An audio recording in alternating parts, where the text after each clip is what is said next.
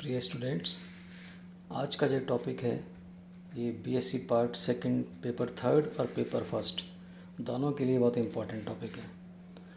Fundamental principles of stratigraphy और historical geology.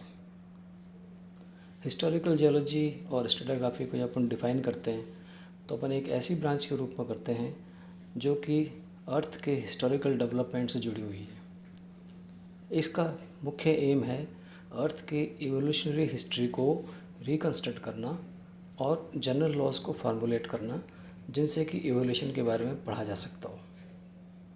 इस तरह के रिकंस्ट्रक्शन के लिए 4 डिफरेंट एस्पेक्ट्स हैं हिस्टोरिकल जियोलॉजी के। Number 1, to establish the age of rock formation exposed on different segments of the earth surface. दूसरा, establish the palaeogeography which describes the distribution of landforms and sea in the geological past। और past tectonic activity या movements को infer करना on the basis of पेलेजोग्राफी और structure of the rocks. और सबसे अंत में जितनी भी स्टडी आपने पेलेजोग्राफी और पेलियोटेक्टोनिक्स के रूप में की है डिफरेंट सेगमेंट्स में, उनको सिंथेसाइज करके एक रिजल्ट निकालना। पृथ्वी की जो रॉक्स हैं उनकी एज का डिटर्मिनेशन सबसे इम्पॉर्टेंट पॉइंट होता है। एज अपन सभी जानते हैं जियोलॉजी में 2 तरह से निकाली जा सकती है, एक रिलेटिव एज या जिसको एब्सोल्यूट एज बोलते हैं। रिलेटिव एज जो है, जैसे अपन कहते हैं कि A is older than B, मतलब एक तुलनात्मक एज अपन निकाल रहे हैं। एब्सोल्यूट एज जो होती है वो किसी भी रॉक की रेडियोमेट्रिक डेटिंग के आधार पे एक एज निकाली जा सकती है। जैसे अपन कहते हैं कि बेडस की नाइट 2500 मिलियन ईयर ओल्ड है, तो ये 2500 मिलियन ईयर इसकी रॉक की एज है। जब भी किसी एज को अपन एस्टेब्लिश करते हैं रॉक फॉर्मेशन के लिए, तो अपन ये मान सकते हैं कि भी टाइम के कैसे डिसाइड करते हैं अपन। ओल्डेस्ट मीटियोराइट और मून रॉक्स होती हैं वो 4.6 बिलियन ईयर ओल्ड मानी गई हैं। और अर्थ पर जो ओल्डेस्ट रॉक अभी तक डेट की गई है वो 3.96 बिलियन ईयर्स ओल्ड है। रेडियोमेट्रिक जो मटेरियल होते हैं वो सारे जियोलॉजिकल क्लॉक के रूप में अपने को मिलते हैं। कई सारी नेचुरल इवेंट्स होती हैं जैसे meteorite impact, volcanic eruption and lava flows, mountain building, earthquake, halogen और स्लो मूवमेंट ऑफ कॉन्टिनेंट्स को बोलते हैं प्लेट टेक्टोनिक्स, और formation and destruction of ocean basins जो कि टेक्टोनिक्स का ही पार्ट है। ग्लेशिएशन या क्लाइमेटिक चेंज, ये सभी नेचुरल इवेंट्स होते हैं, ये अर्थ पे लगातार चलते रहते हैं, आज भी चल रहे हैं। और इन सब के एविडेंस जो होते हैं वो रॉक पे रिकॉर्ड हो जाते हैं इन इवेंट्स के रूप में, जिनको हम जियोलॉजी में स्टडी करते हैं। जियोलॉजी का एक बहुत महत्वपूर्ण नियम है, इसको बोलते हैं यूनिफॉर्मिटेरियनिज्म। यूनिफॉर्मिटेरियनिज्म का अपन ये समझ सकते हैं कि एक एक्टिविटी जो आज हो रही है वो जियोलॉजिकल पास्ट में भी ऐसे ही हुई थी। उसकी इंटेंसिटी बढ़ सकती है, उसकी गति बढ़ सकती है, उसका इम्पैक्ट बढ़ सकता है। और इसके विपरीत एक एक्टिविटी होती है जिसको बोलते हैं कैटास्ट्रोफी, जो कि अचानक से हो जाती है। ऐसे इवेंट जो स्लो होते हैं उनको अपन मान सकते हैं टेक्टोनिक्स या सी फ्लोर स्प्रेडिंग या इरोजन ऑफ माउंटेन रेंजेस। और ऐसे इवेंट जो शॉर्ट लिव्ड, बहुत छोटे होते हैं, बहुत कम समय में होते हैं लेकिन बहुत तेज़ी से हो जाते हैं, इनको बोलते हैं कैटास्ट्रोफिक, जैसे volcanic eruption, earthquakes, floods, mud flows, avalanche etcetera.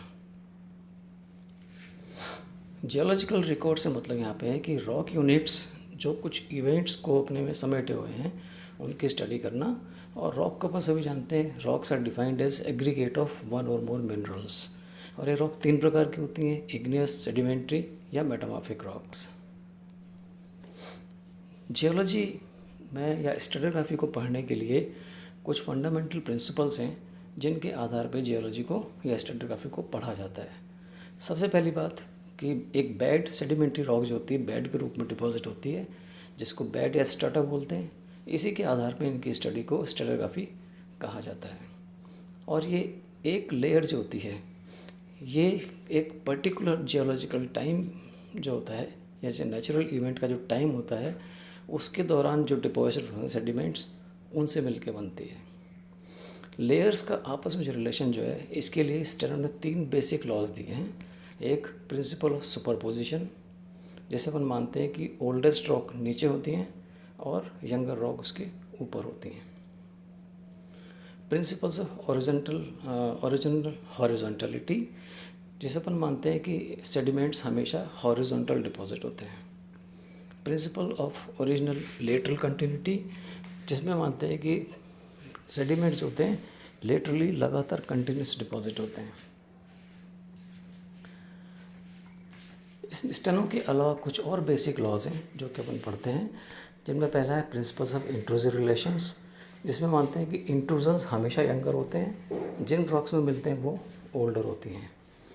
Principles of cross cutting relationship, जिसमें अपन ये मानते हैं कि कोई रॉक यदि किसी रॉक को काटती है तो जिसने काटा है वो यंगर है, जिसको काटा है वो ओल्डर है। इसी प्रकार प्रिंसिपल्स ऑफ कंपोनेंट और इंक्लूजन्स आता है। अपन ये मानते हैं कि इंक्लूजन्स जो मिलते हैं उनमें इंक्लूजन जिस रॉक में मिल रहा है वो यंगर रॉक है, जिसका इंक्लूजन मिल रहा है वो ओल्डर रॉक है। और यही केस ज़ीनोलिथ के केस में होता है। ज़ीनोलिथ का मतलब होता है एक ऐसी रॉक जो कि फॉरेन मटेरियल की बन रही हो, होस्ट रॉक से अलग किस्म की है। सातवां प्रिंसिपल पैलेंटोलॉजी से जुड़ा हुआ है, जिसको बोलते हैं principles of faunal succession. William Smith ने एक कंसेप्ट दिया था। उन्होंने कहा कि फॉसिल्स हमेशा एक कंसिस्टेंट वर्टिकल ऑर्डर में मिलते हैं। ओल्डर रॉक्स में हमेशा ओल्डर फॉसिल मिलेंगे, यंगर रॉक्स में हमेशा यंगर फॉसिल्स मिलेंगे। यदि फॉसिल सक्सेशन को पढ़ लिया जाए तो उसको अपने को इवोल्यूशन के बारे में काफ़ी मदद मिलती है। और जियोलॉजी में ये 7 मुख्य प्रिंसिपल्स हैं जिनके आधार पे रिलेटिव एज रॉक्स की इस्टेब्लिश की जाती है। इससे जुड़ा एक बहुत महत्वपूर्ण टॉपिक होता है, उसको बोलते हैं अनकन्फर्मिटी। जैसा कि इसका नाम है, unconformities are buried surface of erosion और नॉन डिपोजिशन। अनकन्फर्मिटी अपन ये मानते हैं कि 2 सेट ऑफ बेड्स हैं, एक पहले डिपॉजिट हुई, उसके बाद एक ब्रेक आया, फिर यंगर बेड्स डिपॉजिट हुई। तो यंगर बेड्स और ओल्डर बेड के रिलेशन के आधार पे यदि टेक्टोनिक डिफॉर्मेशन ओल्डर बेड का हो गया है और यंगर बेड फिर डिपॉजिट हो रही है तो उसको एंगुलर अनकन्फर्मिटी कहा जाता है।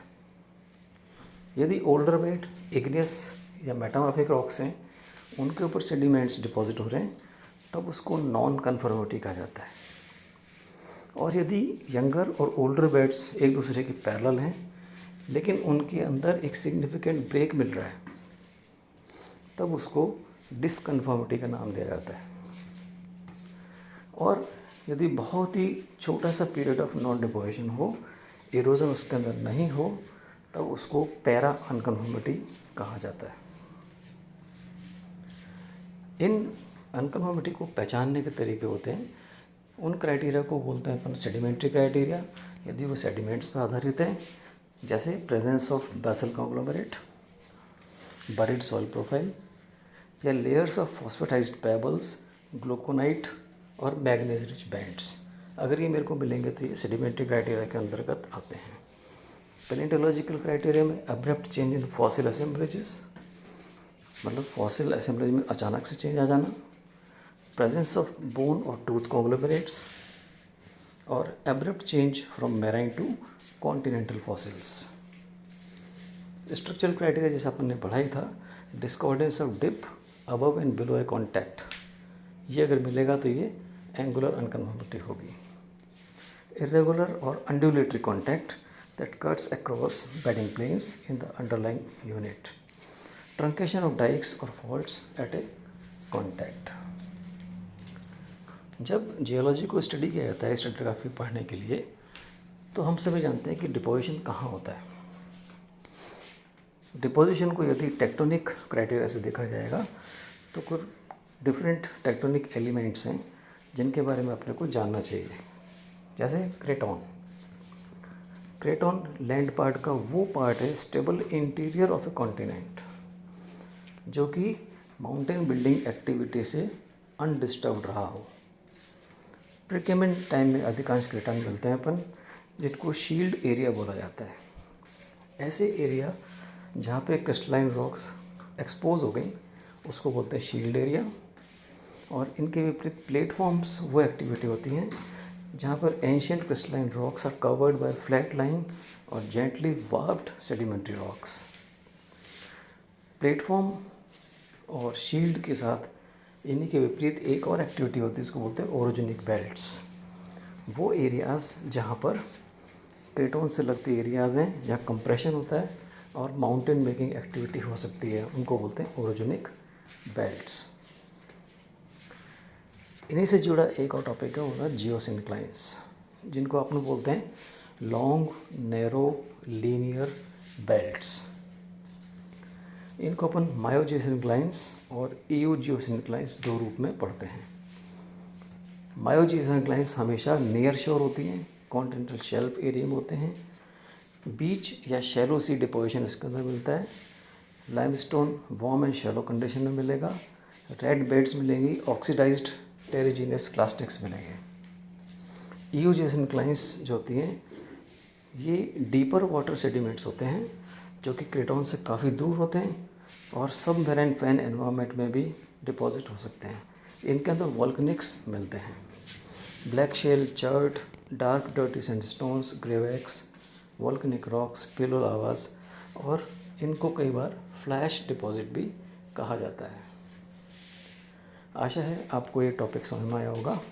किसी भी तरह की क्वेरी होने पे या कोई भी चीज़ अगर क्लियर आपको नहीं है तो आप मुझसे संपर्क कर सकते हैं। Thank you.